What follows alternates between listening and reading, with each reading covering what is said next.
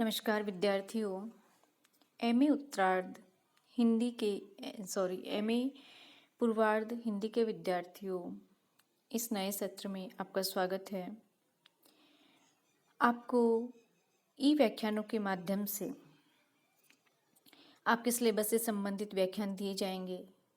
मैं डॉक्टर वंदना शर्मा आपको हिंदी साहित्य के इतिहास जो प्रथम प्रश्न पत्र में है उसकी 4th यूनिट आधुनिक काल से संबंधित है, उस पर आपको विभिन्न विषयों पर चर्चा करूंगी आपके साथ।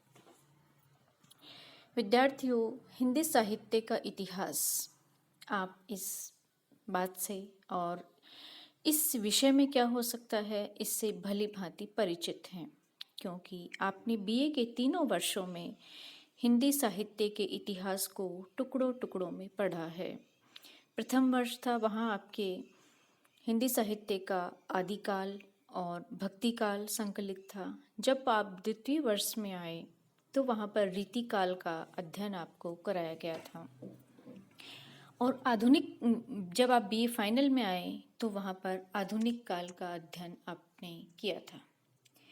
तो आपसे अपेक्षा की जाती है कि हिंदी साहित्य के बारे में आप बहुत विस्तार से नहीं तो फिर भी काफ़ी कुछ आप जानते ही होंगे। सर्वविदित है हिंदी के विद्यार्थी को कि हिंदी साहित्य के इतिहास को 4 युगों में या 4 कालों में बांटा गया है, जो इसका नामकरण किया गया था।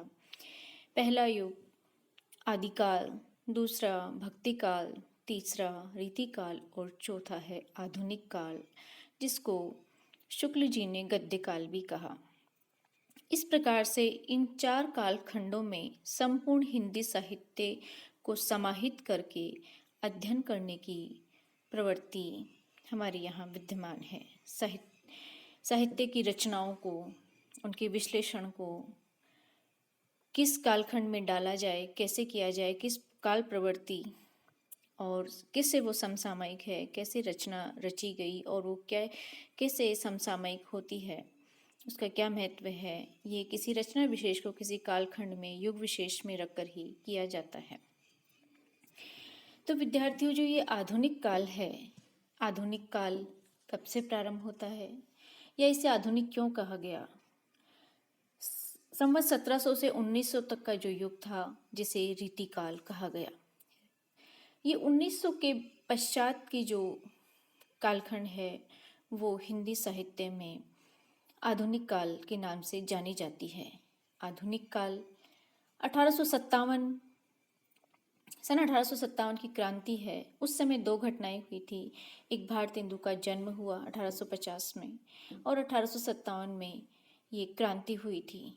ये 2 महत्वपूर्ण घटनाएं भारतीय राजनीतिक परिदृश्य में और साहित्यिक परिदृश्य में घटित हुई थी, और यहीं से आधुनिक काल को जाना जाता है। विद्यार्थियों, आपकी जो चौथी इकाई है उसमें हम सबसे पहले 1857 की क्रांति और पुनर्जागरण, हिंदी नवजागरण और भारतीय उपनिवेश पर आज विचार करेंगे। विद्यार्थियों, 1857 की क्रांति से आप सभी जानते हैं, ये 1857 जब भारत की स्वाधीनता का प्रथम संग्राम था। हम भारतीयों के विद्रोह की और दास्तां की पहली एक बुलंद आवाज़ थी, स्वर था। यद्यपि इतिहासकारों ने इस पर भिन्न भिन्न ढंग से लिखा है और वो कई बार विवाद का विषय भी रहा है। 1857 एक प्रकार से जो इसका विफल हो जाना है वो भारतीयों में कुंठा भर देता है, निराशा भर देता है। भारतीय सिपाही और किसान कई प्रकार से, कई ढंग से कार्य करते, कोई धार्मिक नारे दे रहा था, कोई शस्त्रों को उठा रहा था। वास्तव में देखा जाए तो विद्यार्थियों, अंग्रेजों के विरुद्ध भारतीय जनता का ये महासंग्राम था। इस आंदोलन में किसान, कारीगर सभी अपने अपने हितों की लड़ाई लड़ रहे थे। इतिहासकार एरिक स्टोक ने लिखा है, मूल किसान भावना कर वसूल करने वालों के विरोध थी, उनसे मुक्ति पाने की थी, चाहे उनका रूप कोई रंग या राष्ट्रीयता का हो। विद्यार्थियों, ये बात किसी इतिहासकार ने, एक विदेशी इतिहासकार ने कही है, लेकिन जब मैं आज का समय देखती हूँ, किसान आंदोलन चल रहा है, तो ये बात आज भी खरी उतरती है, समसामयिक है, बिल्कुल भी समय से दूर नहीं गई, जैसा लगता है कि आज ही के संदर्भ में कही गई है। जहां जहां ब्रिटिश शासन समाप्त हुआ, वहां सत्ता विद्रोही जमींदारों और किसानों के हाथ में पहुंच गई। किसान इस सत्ता में बराबर के शरीक थे। इसके साथ ही भारतीय कारीगरों की भी अपनी मांगें थी, इस विद्रोह के घोषणा पत्र में भी शामिल थी। 1857 के घोषणा पत्र में विद्रोही राजकुमार फिरोज शाह ने स्पष्ट करते हुए कहा था कि भारत में अंग्रेजी वस्तुओं को लाकर यूरोप के लोगों ने जुलाहों, दर्जियों, बढ़ई, लुहारों, जूता बनाने वालों को रोजगार से बाहर कर दिया और उनके पेशों को हड़प लिया। इस प्रकार प्रत्येक देशी दस्तकार भिखारी की दशा में पहुंच गया है। ये बात कही गई है S.A.A. Rizvi freedom struggle in Uttar Pradesh Lucknow में। विद्यार्थियों, आप सभी जानते हैं कि अंग्रेजों ने क्या किया, हमारी अर्थव्यवस्था को, हमारे आर्थिक ढांचे को सबसे पहले नष्ट भ्रष्ट किया था। ये बात सही है कि जब राष्ट्रीय भावना कमजोर होती है तो कुछ धार्मिक नारे भी लगाए जाते हैं, और 1857 के विद्रोह में इस तरह की बातें भी हुई। ये हमारा जो 1857 का स्वतंत्रता संग्राम था, ये भारतीय स्वाभिमान का संघर्ष था, देश की अस्मिता का सवाल था।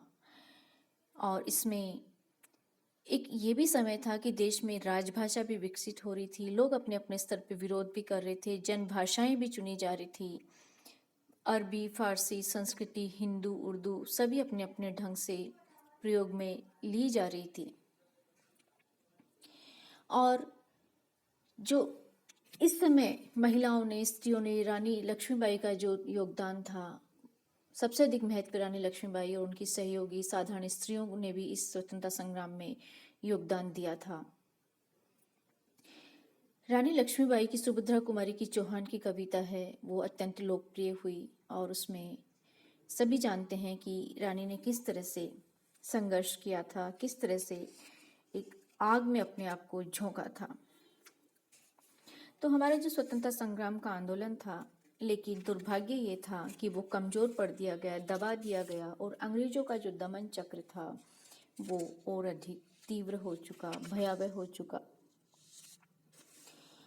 लेकिन ये हमारे स्वाभिमान के लिए या स्वतंत्रता संग्राम का प्रथम बिगुल था, ये बात ठीक है, सही है। विद्यार्थियों, भारतीय इतिहास का जो आधुनिक काल है वो 19वीं शताब्दी से प्रारंभ होता है।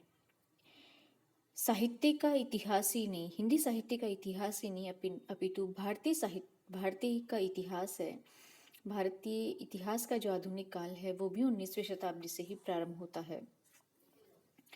जिस प्रकार भक्ति आंदोलन सारे देश में एक साथ नहीं फैला था, उसी प्रकार नवजागरण भी देश के किसी अंचल में पहले आया तो किसी अंचल में बाद में आया। सबसे पहले उसका अरुणोदय बंगाल के क्षितिज पर हुआ था। इसी सरकार के अनुसार सन 1757 में बंगाल में आधुनिक काल का उदय हुआ था और मध्यकाल का अंत होता है। 1857 का समय वो है जब प्लासी के युद्ध में अंग्रेजों की विजय हुई थी और नवाब सिराजुद्दौला की पराजय हुई थी। ये एक महत्वपूर्ण घटना थी, अति महत्वपूर्ण घटना थी, जो भारतीय राजनीति में या भारतीय इतिहास में घटित होती है। यद्यपि अभी इस युद्ध के पश्चात बंगाल को अंग्रेजी राज्य में नहीं मिलाया गया था, किंतु अंग्रेजी प्रभुत्व वहां स्थापित हो गया था। सन 1818 में महाराष्ट्र अंग्रेजों के अधीन हो गया था और वहां भी आधुनिक काल का आरंभ इसी समय से माना जाता है। सन 1856 में अवध भी अंग्रेजी राज्य का अंग बन गया था और 1857 तक आते आते स्वतंत्रता संग्राम का बिगुल बज उठा था। तो इससे ये ध्वनित होता है कि आधुनिक काल को ले आने का श्रेय क्या अंग्रेजी उपनिवेशवाद का है? लेकिन ये प्रश्न इस प्रकार से ध्वनित नहीं होना चाहिए। कई बार प्रश्न उठाया जाता है कि जिस तरह भक्ति आंदोलन के बारे में उठाया जाता है कि यदि मुसलमान न आए होते तो भक्ति आंदोलन की लहर न उठती, उसी प्रकार ये भी कहा जाता है कि अंग्रेज न आए होते तो आधुनिक काल न आता। विद्यार्थियों, ये एक ऐतिहासिक प्रक्रिया के तहत आना ही था, लेकिन अंग्रेजों की दमन और शोषण की औपनिवेशिक नीति ने इस प्रक्रिया को तेज कर दिया। अनजाने में ही सही इस नए परिवर्तन का श्रेय अंग्रेजों को दे दिया गया। विद्यार्थियों, जो अंग्रेजों का यहाँ आना है और बंगाल से यहाँ पर जो नवजागरण की लहर उठती है, उसके पीछे कई समाजसेवी संस्थाओं का हाथ है। और सबसे पहले ये बंगाल में ही आता है। बंगाल अर्थात कलकत्ता देश की राजधानी रहा है। देश की राजधानी यहाँ से पत्रकारिता प्रारंभ होती है और जो कई बाहर विदेशों में जाकर के पढ़ने वाले समाजसेवी नवविचारधारा वाले युवक थे, उनके द्वारा इस नवजागरण की लहर यहाँ पर लाई गई थी। तो आधुनिक काल है, साहित्य के क्षेत्र में इसको आचार्य शुक्ल ने इसको गद्य काल कहा है और ये साहित्य के क्षेत्र में भारतेंदु हरिश्चंद्र द्वारा प्रवर्तित माना गया है। लेकिन विद्यार्थियों, हम देखते हैं कि नवजागरण या पुनर्जागरण वास्तव में है क्या। संक्षेप में, पुनर्जागरण दो जातीय संस्कृतियों की टकराहट से उत्पन्न एक रचनात्मक ऊर्जा होती है जो सकारात्मक होती है। कुछ नया निर्मित होता है और पुराना समाप्त होता है। इस टकराहट के विशिष्ट उदाहरण के रूप में यूरोपीय पुनर्जागरण का उल्लेख भी मिलता है। जब वहां सन 1453 में कॉन्स्टेंटिनोपल नगर का पतन हो गया तो वहां के कई ईसाई चिंतक और कलाकार इटली से भाग करके आसपास के यूरोप में फैल गए थे और उसी के फलस्वरूप ज्ञान, विज्ञान और कलाओं का यूरोप में अनेकमुखी प्रसार हुआ था। भारत के संदर्भ में जो ये पुनर्जागरण या नवजागरण है वो 19वीं शताब्दी के आरंभ में माना जाता है। नई यूरोपीय वैज्ञानिक संस्कृति और पुरानी भारतीय धार्मिक संस्कृति की टकराहट के फलस्वरूप हमारी संस्कृति धर्म प्रधान थी, नैतिकता प्रधान थी, धर्म भीरू थी और जो यूरोप की संस्कृति थी वो वैज्ञानिक संस्कृति थी। यहाँ पर आपको पहले भी बताया जा चुका है अभी कि एक प्रश्न ये भी उठता है कि जैसे मध्यकाल में इस्लाम भी आया था, उस समय तत्कालीन भारतीय या हिंदू संस्कृति के संपर्क में जब आया तो पुनर्जागरण क्यों नहीं हुआ। इस जिज्ञासा के संदर्भ में विद्यार्थियों इतना कहना पर्याप्त है कि जब इस्लाम यहाँ आया तो देश में सैनिक टकराहट तो भरपूर हुई थी, पर सांस्कृतिक टकराहट का कोई गहरा रूप देखने को नहीं मिला था, क्योंकि जो दोनों ही अपने अपने ढंग से रूढ़ियों में बंधी हुई धर्म प्रधान संस्कृतियां थी। इसलिए हिंदू और इस्लामी जीवन के संपर्क में आने से संगीत, स्थापत्य जैसी कलाओं में तो कुछ नए प्रयोग हुए, पर जो जीवन जीने का बुनियादी ढांचा था वो पूर्ववत रहा।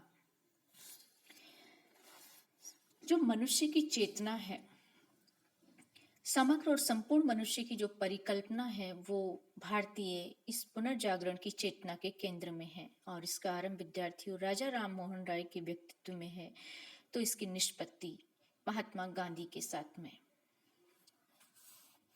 राजा राम मोहन राय ने अपना चिंतन है वो उपनिषदों से ग्रहण किया, पर हिंदू आराधना की परंपरागत एकांतिक पद्धति को छोड़ करके उन्होंने यूरोपीय चर्च के संगठन को स्वीकार किया था, जहां पूजन की सामूहिक पद्धति थी, जहां कोई छोटा बड़ा नहीं था। उन्होंने सन 1828 में ब्रह्म समाज की स्थापना की। उसी की प्रेरणा से महाराष्ट्र में प्रार्थना समाज की स्थापना हुई।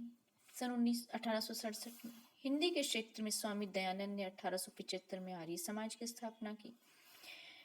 तो ये जो विभिन्न संस्थाएं हैं, ये सब हैं समाज के नाम से ही बनी और ये एक संयोग नहीं है, ये सभी को लेकर चलना चाहते थे। समाज पर विशेष बल दिया गया है। हिंदू एकांतिक जीवन पद्धति के विरुद्ध वे समाज को इस रूप में गठित करने का बड़ा प्रयास कर रहे थे, इन मनीषियों के द्वारा, इन महापुरुषों के द्वारा। विद्यार्थियों, ये निर्गुण ब्रह्म के उपासक थे, आराधना की सामूहिक शैली पर बल देते थे ताकि जो समाज है वो बहुदेववाद में या ऊंच नीच में न बंधा रहे। हिंदू समाज में सबसे जो स्थिति खराब है वो है पिछड़े समूह दो हैं, एक तो नारी और दूसरा शेष, नारी और दूसरा है शूद्र। उपनिषद और गीता का चिंतन भी इनके राजा राम मोहन राय के केंद्र में था। उन्होंने भारतीय हिंदू विचारधारा और पाश्चात्य ईसाई संगठन का सामंजस्य करके इस आंदोलन का मूल मंत्र उन्होंने दिया था। और फिर उन्होंने इस आंदोलन को लोक सेवा की ओर बढ़ाया, धर्म से लोक सेवा की ओर, लोक सेवा से फिर राष्ट्रीय भावना की ओर बढ़ाया। तो इस प्रकार हम देखते हैं कि राजा राम मोहन राय से लेकर के महात्मा गांधी तक की विचार और कर्म की यात्रा है, जिसे बनाने और बढ़ाने में कई महानुभावों का योगदान है। रामकृष्ण परमहंस, स्वामी विवेकानंद, लोकमान्य तिलक, श्री अरविंद जैसे मनीषियों का विशेष योगदान रहा है। और भारतीय पुनर्जागरण या जो नव जागरण है, नव चेतना है, इसका एक प्रसिद्ध जो दस्तावेज है स्वामी विवेकानंद का शिकागो व्याख्यान 1893 में जो उन्होंने दिया था, वो यही है। उन्होंने कहा था कि धर्मशास्त्र इससे आगे नहीं जा सकता, यही सारे विज्ञानों का चरम लक्ष्य है। उन्होंने घोषित किया था कि इस प्रकार अनिश्वरवाद, द्वैत आदि में से होते हुए अद्वैतवाद की प्राप्ति है, अर्थात उसी अद्वैत की स्थापना की बात उन्होंने कही थी। विद्यार्थी, हम देखते हैं कि जो हमारा हिंदी शिक्षा का जो नव जागरण है भारत का, उस आंदोलन में और हिंदी साहित्य के विकास में कलकत्ता की दो विशिष्ट संस्थाओं का योगदान रहा है। बंगाल तत्कालीन राजधानी थी और पुनर्जागरण का आरंभ यहीं से होता है। यही भारतीय संस्कृति की यूरोपीय संस्कृति से टकराहट आरंभ हुई थी। फोर्ट विलियम कॉलेज की स्थापना सन 1800 में हुई थी, पर इसका प्रभाव सीमित ही था। यहाँ उस समय राजधानी में इंग्लैंड से नवागत अंग्रेज अफसरों के शिक्षण की व्यवस्था की गई थी और इस प्रशिक्षण में आधुनिक भारतीय भाषाओं की जानकारी भी शामिल थी। इस कॉलेज का ये लाभ था। उसी समय जो बहरहाल जो फोर्ट विलियम कॉलेज का जो योगदान है वह आधुनिक खड़ी बोली के संदर्भ की आरंभिक रचनाओं में है। बंगाल के क्षेत्र में पुनर्जागरण की जो व्यापक प्रक्रिया को गतिशील बनाया, उसमें इस फोर्ट विलियम कॉलेज के स्थान पर एक दूसरे कॉलेज की महत्वपूर्ण भूमिका है, जिसे हिंदू कॉलेज कहा गया है, जिसकी स्थापना सन 1817 में हुई थी। इस कॉलेज के माध्यम से पहली बार भारतीय युवकों का सीधा संपर्क अंग्रेजी भाषा, यूरोपीय ज्ञान विज्ञान से हुआ, जिसने उन्हें अपनी परंपरा को फिर से देखने, परखने और समझने के लिए बाध्य किया। ब्रिटिश शासन के युग में पराधीनता जितनी गहरी होती गई, अस्मिता का बोध भी हमें उतना ही तीव्र होता गया। हमें हीन भावना से निकालने के लिए या उससे परे करने के लिए एक अंदर छटपटाहट सी उत्पन्न होने लगी थी, छटपटाहट सी बनने लगी थी। 20वीं शताब्दी में अंग्रेजी साहित्य में रविंद्रनाथ टैगोर की जो गीतांजलि की भूमिका लिखी गई थी येट्स कवि के द्वारा, ऐसा नहीं है कि हम भारतीय उनसे प्रभावित हुए, वो भी प्रभावित हुए। जैसे टैगोर की गीतांजलि का अनुवाद और येट्स ने उन्होंने भारतीय तत्व साधना से संबंधित जो भूमिका लिखी, प्रभावशाली आलोचक और कवि द इलियट की द वेस्टलैंड पर भी उपनिषदों के चिंतन का प्रभाव देखने को मिलता है। लोकप्रिय कथाकृति सोमरसेट मॉम का जो उपन्यास है द रेजर्स एज में भी भारतीय दर्शन और संदर्भों की बुनावट भली भांति प्रदर्शित करती है। तो विद्यार्थियों, इस बात से ये निष्कर्ष निकलता है कि संस्कृतियों की इस टकराहट में अंग्रेजी साहित्य और चिंतन परंपरा ने भी हम भारतीयों के संदर्भों को लेकर के स्वयं को समृद्ध बनाया है, महत्वपूर्ण बनाया है। अब हम देख रहे हैं कि जो नव जागरण था, हिंदी का नव जागरण था, यह हमारा पुनर्जागरण था। पुनर्जागरण का जो भारतीय साहित्य में पहला प्रतिफलन है वो माइकेल मधुसूदन दत्त के बंगला काव्य मेघनाद वध से माना गया है। ये रचना 1861 में रची गई थी। आप जानते हैं इस चरित्र का नाम कि परंपरा से ये एक उपेक्षित पात्र है या एक खलनायक के रूप में देखा गया है, मेघनाद। लेकिन माइकेल मधुसूदन दत्त ने उपेक्षित चरित्र को एक नई सहानुभूति देने का प्रयत्न किया और एक नई चिंतन प्रक्रिया को जन्म दिया। फिर ये जो नवजागरण की प्रक्रिया है वो माइकेल मधुसूदन दत्त से होती हुई बंगाल में बंकिम चटर्जी और पूरे प्रवाह के साथ बहती हुई हमें टैगोर में दिखाई देती है। सन 1913 में उनकी कृति गीतांजलि को नोबेल पुरस्कार मिला, जो साहित्यिक और सांस्कृतिक पुनर्जागरण की एक व्यापक स्वीकृति थी। हिंदी क्षेत्र में भी पुनर्जागरण की पहली सशक्त साहित्यिक अभिव्यक्ति भारतेंदु हरिश्चंद्र के व्यक्तित्व में मिलती है, जिनका जन्म 1850 में और मृत्यु उनकी 1885 में अल्प आयु में ही उनकी मृत्यु हो गई थी। विद्यार्थियों, यहाँ यह स्मरणीय है कि आधुनिक काल का जो सांस्कृतिक प्रवाह है वो पूर्व से पश्चिम की ओर रहा है। तो हमारी जो सांस्कृतिक प्रक्रिया है, ये पुनर्जागरण की जो प्रक्रिया है बड़ी लंबी और धीमी चली है, क्योंकि आपको पहले भी बताया गया है कि अंग्रेजों ने हमारी पुरानी आर्थिक संरचना को बदल दिया था और जमीन का उन्होंने नया बंदोबस्त किया था और इस बंदोबस्त के फलस्वरूप नए वर्ग संबंधों की सृष्टि हुई थी। इसकी संरचना के शीर्ष भाग पर जमींदार, बड़े बड़े जोतदार, महाजन तो थे, अधोभाग पर छोटे छोटे किसान, शिकमीदार, खेतीहर और मजदूर थे। इन दोनों वर्गों के बीच में कोई सीधा संबंध नहीं था, उनके बीच में बिचौलिए थे और बिचौलिए होने के कारण जमींदार और किसानों के बीच का जो एक संवेदनात्मक संबंध था वो रीत चुका था, समाप्त हो चुका था। वास्तव में एक नए आर्थिक संरचना का स्वरूप सामने आता है। वह न तो पूंजीवादी था, न सामंतवादी और न मुगलों की पुरानी व्यवस्था की कोई कड़ी यहाँ विद्यमान थी। एक नया ढांचा था जिसे उपनिवेशवाद ने बनाया था। टैक्स पर टैक्स लगाए गए, अकाल पड़े, किसानों के छिटपुट विद्रोह हुए, पर व्यवस्था जस की तस बनी हुई थी। उद्योग धंधों को भी अंग्रेजों ने नष्ट कर दिया था। पूरा देश गरीबी की गर्त में हमारा ढकेल दिया गया था और इस आर्थिक संरचना के शोषण से विविध विधियों से भारतीय नवजागरण का क्या संबंध है, इस पर चर्चा हम यथास्थान करेंगे। किंतु इस व्यवस्था से एक गत्यात्मकता की स्थिति आई। जब शोषण या पतन चरम पर पहुंच जाता है तो फिर विद्रोह सुगबुगाने लगता है।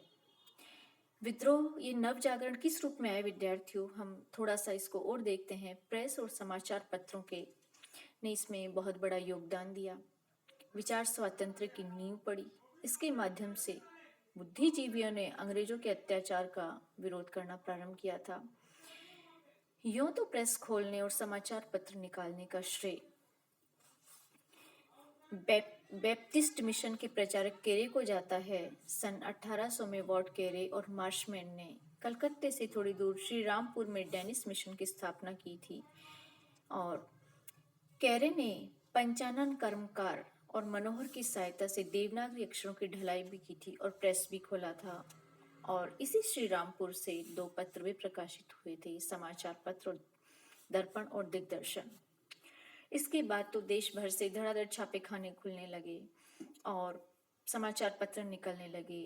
सन 1826 में हिंदी का पत्र उद्दंड मार्दंड भी प्रकाशित हुआ।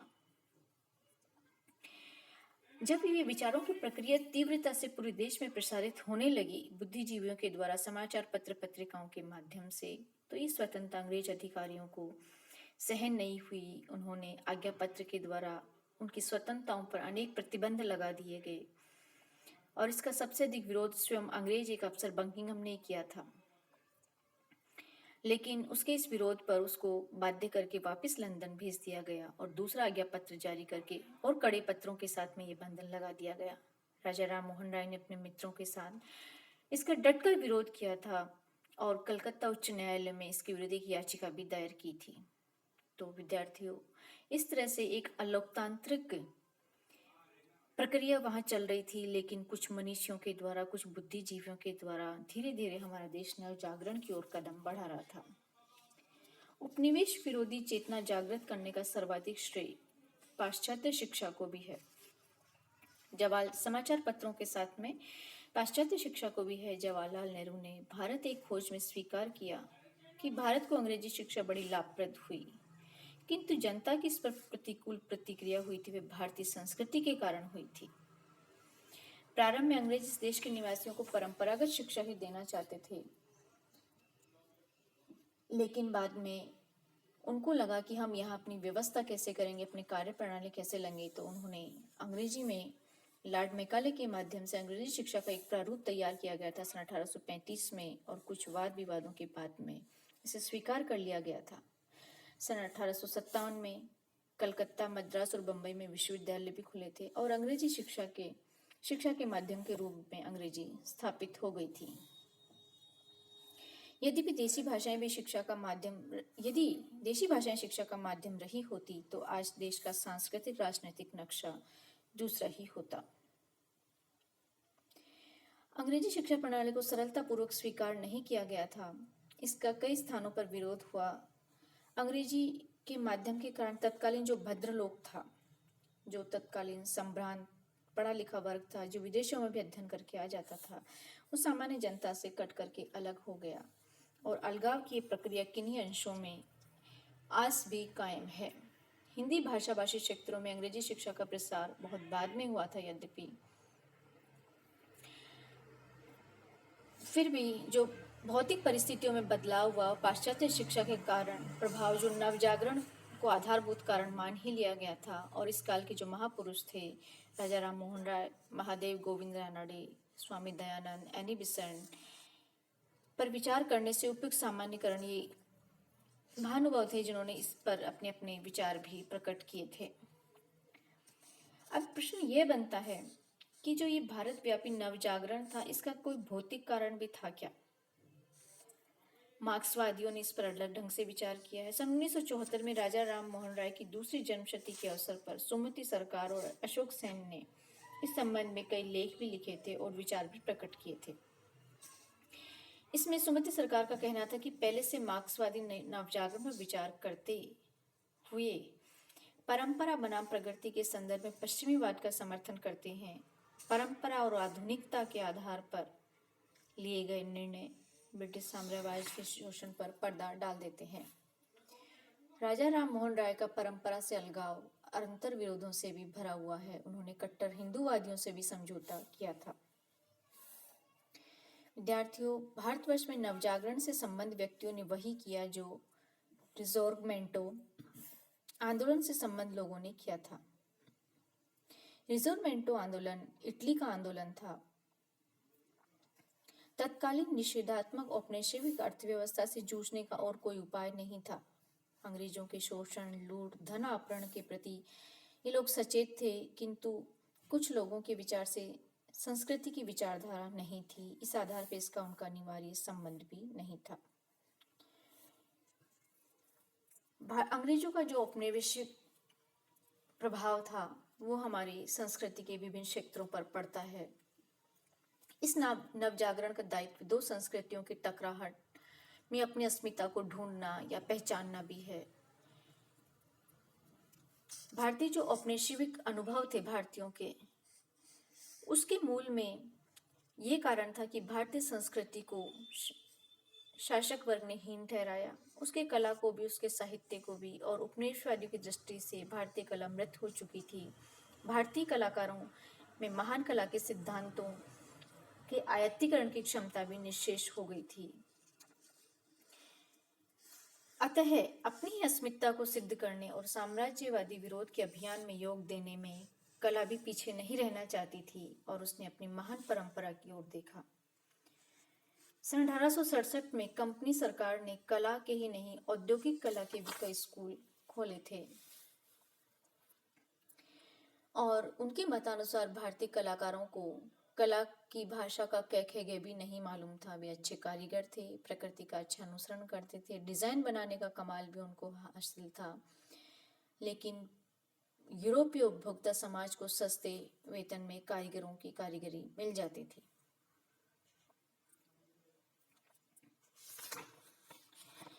तो जो हमारा औपनिवेशिक ढांचा था उसमें हमें कई स्थानों पर हीन महसूस कराया गया। शिक्षा के क्षेत्र में, संस्कृति के क्षेत्र में, परंपरा के क्षेत्र में, हमारे समृद्ध विरासत के क्षेत्र में ही, और इसके लिए सभी भारतीय जूझ रहे थे, वो संघर्ष कर रहे थे अपने अपने स्तर पर, पत्र पत्रिकाओं के माध्यम से, शिक्षा के माध्यम से, अपनी कला के माध्यम से।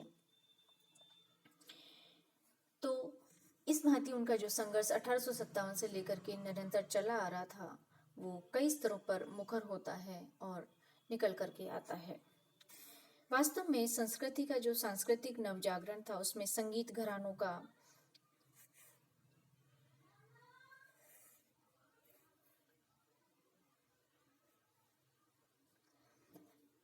संगीत घरानों का आदि का योगदान है। वास्तव में नवजागरण का जो प्रवाह है पूरी गति से 1947 तक बहता रहा, पर इसके बाद इसका जादू समाप्त सा हो गया था। और महात्मा गांधी ने स्वतंत्रता प्राप्ति के बाद कुछ सोच समझकर राष्ट्रीय कांग्रेस को भंग करने की सलाह दी थी। और 20वीं शती के उत्तरार्ध में अनेक समस्याएं अपनी जटिलताओं के साथ उगती आई थी और आज भी बनी हुई हैं और अधिक विकराल रूप में है। नस्लवाद, भाषावाद, क्षेत्रवाद, मजहबी उन्माद, इन सब के आधार पर ऐसी स्थिति में एक दूसरे नवजागरण की आवश्यकता आज और हो गई है, जो शायद विवेकानंदी अद्वैतवाद, महात्मा गांधी के सत्याग्रह और मार्क्स के साम्राज्यवाद पर आधारित होगी। धन्यवाद।